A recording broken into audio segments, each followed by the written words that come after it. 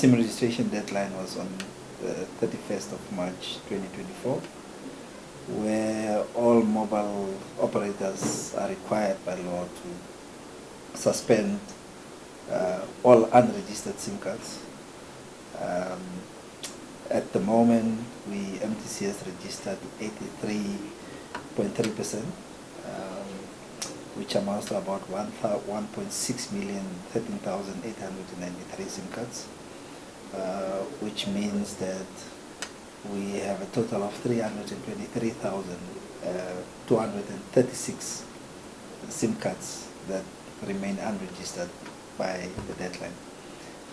By law, we are required to suspend those SIM cards, and MTC has effectively obliged and suspended 323,236 SIM cards as of yesterday. All of those SIM cards that were suspended, we've sent them notifications. By law, they now have a grace period of 3 months where the customer can now come back and register their SIM cards. Financially, if you look at the 323,000 customers that are now suspended, it represents about 3.1% of our revenue. Just to give you an idea, about 8.1 million per month that we potentially could lose if they remain suspended. So yes, it's unfortunate. We've always maintained that we needed about 24 months given the vastness of the country, with people sitting in very, very deep rural areas. But this is where we are. Unfortunately, we have to oblige, and we have now effectively suspended all those customers. We've also had quite a few queries of customers who claim that they have been registered but disconnected. I think we've dealt with quite a few of those queries. In most instances, those customers were not fully registered.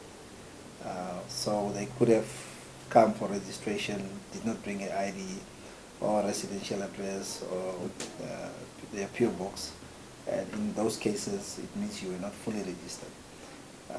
But in most of their minds, yes, I went to an MTC shop and they registered, but it means that they were not fully registered. So unfortunately, by law, in terms of the SIM registration guidelines, you cannot confirm them as being registered. And that's why most of them are coming back today to say, but I thought I was registered. The essence of SIM registration is to make sure that we know who you are, where you live, and that we have your identity.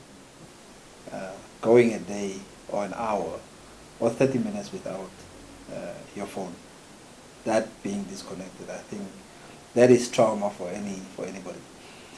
Not being able to connect it, you cannot make calls, you cannot receive calls, literally without connection. And that's why you see a lot of people coming to our shops now being forced to come and register their SIM cards. And of course there is the safety aspect as well. Most of the customers would also tell you today that I have an OTP, I needed to do banking, and I'm now cut off. So it affects the very essence of what they do on a daily basis. And I think reality has now hit quite a few customers now that the suspensions have taken place.